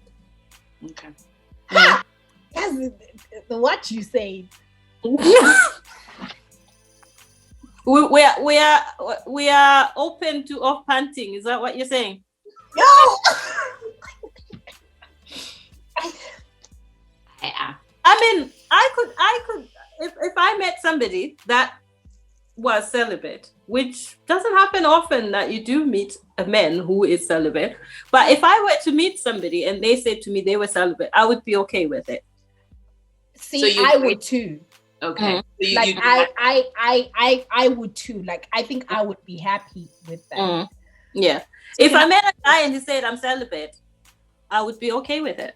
Okay. So meaning that you're waiting till you get married or something significant happens before you have sex. We would have to then find out what his goal for celibacy is. Yes. If he said he wanted to be celibate until marriage, or like until like a significant something happened, like then it depends on what their goal is. So if you were to, question for both of you. If you were to be somebody who is, you feel like, you could build with this person, and he was celibate, up until marriage, up until you're both married, like, would you be happy with that? Number one. And number two, what does it mean? Like, is there fondling? Is there touching? Or are all these things like off the books? Like, I'm curious. To be honest, one, yes, I would be happy with it. If he said that, up until it, that's not an issue. But wouldn't you want to know the size of thing that you do? Let me tell you what if he has micro penis? What if he's got erectile dysfunction? I think, well, listen, I don't know, but I feel like listen, one, I wouldn't mind, right? First of all. I think on that, to be honest, I really, and I know this is gonna sound like left field, but I really think like when God gives you that person, like he's not gonna, like you're not gonna fall short. Like if it's truly, like if we are in one accord, particularly if this person is gonna be like, okay, I want to be prayerful about this and everything, that, to be honest, that's not an issue for me. And to your second question, with how far, to be honest, I'm willing to be led by that person, but I probably would push the limits. What do you mean by that? You bring that poor person into temptation. No, that's listen. They would be driving. I guess like the person would have to define, like what Nat is saying. The person would have to define what celibacy is to them. Yes. And like, are we saying maybe there's like different levels? Maybe the person doesn't even want kissing. I've heard of people who don't even want to hold hands, and like it goes from the extreme to somebody saying the only thing that they don't want to do is the actual deed. Yeah. But everything else they're okay with. So I guess the person would have to define what their idea of celibacy is. Right. But if you met somebody that didn't even want hand holding, I couldn't do that. No, because that's like no affection at all. Like now, it's just somebody you work with at the office. I can't hold your hand, and they can't give you a hug when they greet you. They're like, that handshake, No, so that I one. have a story on that, but Vanessa, I'm gonna need you to say certain things just because I can't say it. Like, okay, you know why, right? Because okay. So on that question of when you meet someone, so when I was on that journey and I was serious about it, right? And I was enforcing it.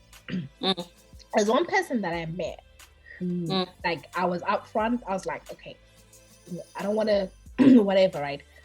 And like, funny enough, they were like, cool, respect it. And honestly, like, I felt like, I was so relieved because I was like, oh my God, this is the first time. And actually, he also was, Christian, like, whatever, into his faith. So we had started talking like let's just say March. When was it? March 20? Okay, March of that year, right? And so, we're still getting to know each other, like like we're whatever. And then May, the person is like, oh, I'm traveling home. I don't know, maybe if I've said the story. I think you have, yeah. Yeah.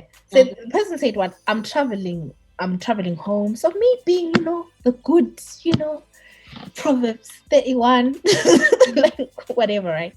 I'm like, okay, cool. I even took my suitcase. I'm like, okay, I'm gonna help you. We want our suitcase. Exactly. Sorry, right? I just had to say that. So then we go and then he's packing his things. Like he had packed, but it was kind of like, because the next day I was gonna have to take him to the airport, so he had to kind of repack.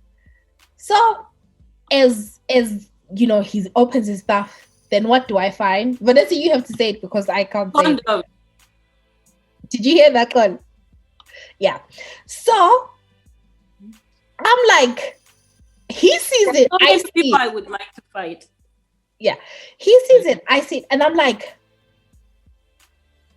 I couldn't say, because we remember, like, we had not, and it's still like maybe 4 or 5 weeks, like, of quote unquote us. So I just froze because I was like, do I bring it up? Do I say it? Do I not? I just left it. And enough. No, I didn't. Because I didn't feel empowered to. Does that make sense? I wasn't sure, because I was like, first of all, it's like, this is like a 5-week-old thing. So does this mean that if someone agrees to be celibate with you, that they are getting it from somewhere else? Yes. So that's the thing, because it was like, I said I don't want to, but to be fair, I hadn't said indefinitely, right? Because I think at that time I was starting to unenforce. So I hadn't said indefinitely. Like things. But he had just said, yeah, I respect that, cool.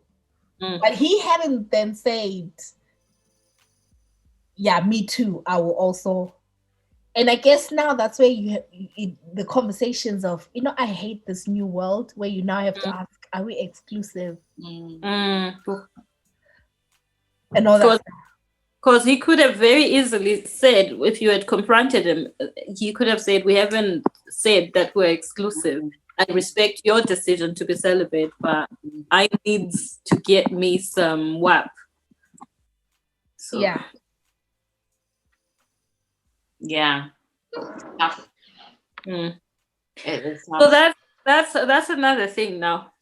If you were to go into a relationship, would you yourself go into it asking for celibacy, or would that be Me? not? Yeah. Would you meet a guy today and tell him you want to be celibate? We didn't hear you. Sorry. There's other people who are listening and not watching. No, so this is why people should watch. She shook her head for those who said no. She said she wouldn't. She said she wouldn't be asking for that. Yeah, I wouldn't ask. Okay. Okay, why?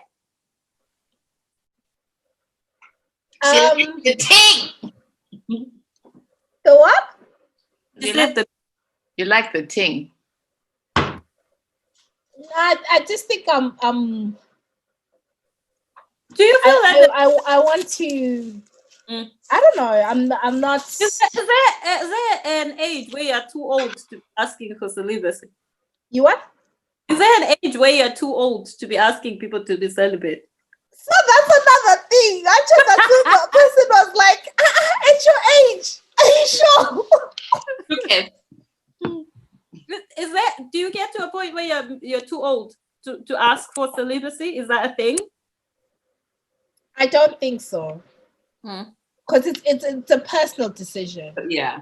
We should ask this question. I would be interested in what his answer would be. All right. Who's that? Uncle Big.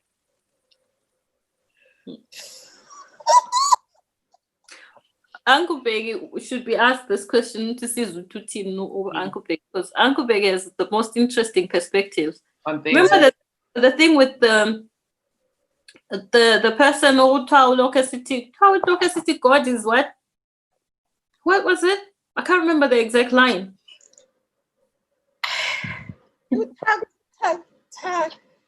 Something like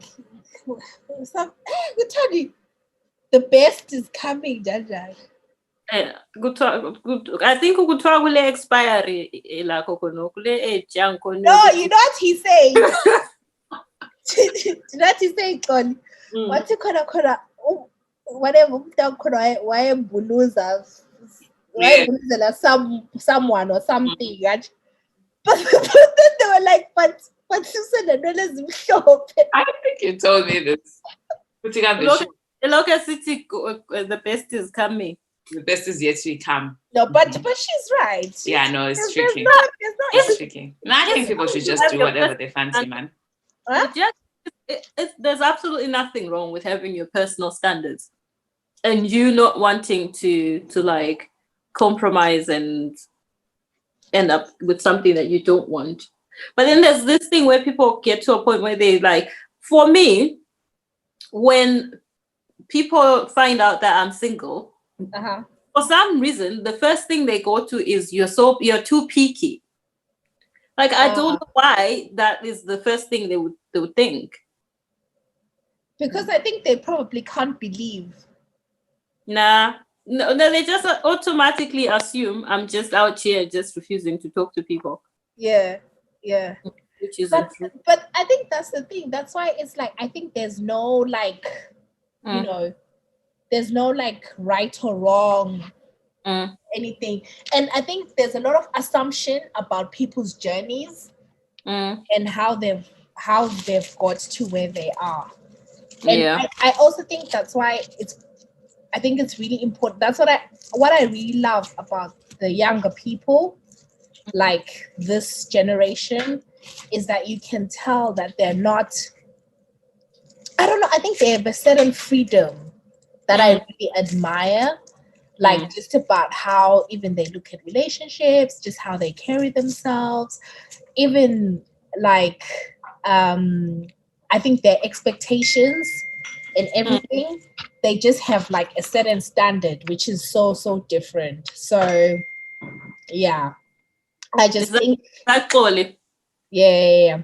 But anyway, Vanessa, I think before we go, have you written off everything on your agenda? This is your chance. Oh, I'm going to start my own podcast.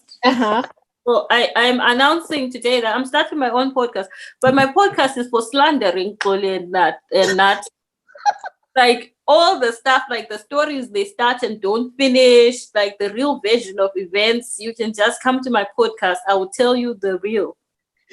I used to have a name. What was I going to call my podcast? Was it the real or something about the TL? Yes, that mine will be like all about the mess. That's what my thing will be. And it will be just me telling you indaba zaboXoli, indaba zaboNatasha, zonke, just all the information that you people want to know. Like what the real thing is. But yeah, no. You see this story, this is the actual version of the story. So yeah, I'm starting my own podcast. So come and subscribe. Also, Natasha is still doing Love in Skies. Mm-hmm. When I asked people to come and DM me if they wanted to be on, people, can you please endorse me on this podcast while people are so listening? What am I endorsing? Exactly. You're endorsing that they should come to me to give me their information. So that you do what? So that I can vet them. For yourself? And orientation, things like that. For yourself? Well, I'm No, okay, I like that you're honest. No, so why would I not? First of all, I have to make sure that I am sorted first. Okay, so Vanessa is an accredited partner of Love in Skies. Is that enough?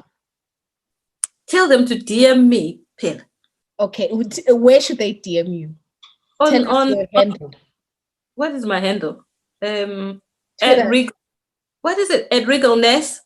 Is it not _Ness? Let me see. Oh, yeah. Is it @Regal_Ness? I think it is.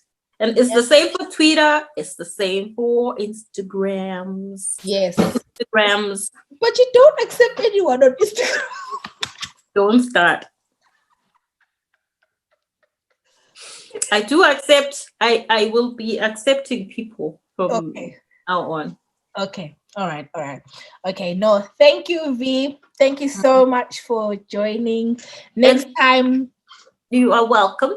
Hopefully, with the Rona. And I would also just like to say that I came on this podcast today, even though I'm not well. So, and I'm very disappointed that I've been checking my PayPal balance. Nobody has sent me money to feel better. No one has sent me flowers. So you people want me to die. So guys, please send Vanessa flowers and money. DM her. I'm sure she will give you the details. Yes. You will not die. It will be well with you.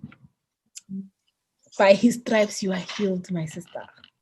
Amen. Thank you. It was lovely to be here, guys. Nice. Thank you. Can you keep buying them coffee? Please buy them coffee. And please send money to their PayPal. What's your PayPal? Guys. It's Gallon's guys. Yes, please put money in their PayPal and buy them all the coffees. Can you please help? Because can you people see Natasha's hair?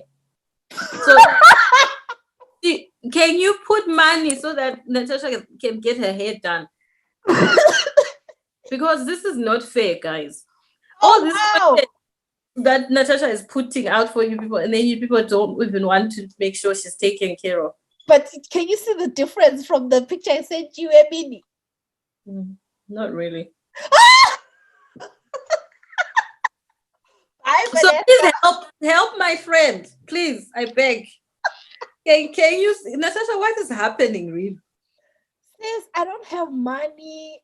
Yes, I have talked to the people. Okay. They are now going to send you money so that you can remove the rest of your braids or put more. I don't know what exactly is happening, but can you please help her? Vacation. Yes, buy the coffees, put the money in the PayPals. Thank you so much, Vanessa. Love you long time. You're ready. Love you so. You're welcome at any time. Thank you. Love you. I am now going to go and have a cup of tea All right, guys. If you're listening, hashtag Gellens, guys. Let us know, what do you think about the conversation that we've had and everything, and show Vanessa some love. And give me money. Yes, please. And flowers. And what else? Just that? Okay. I think that's it. Right. Okay. Bye. All right. Bye.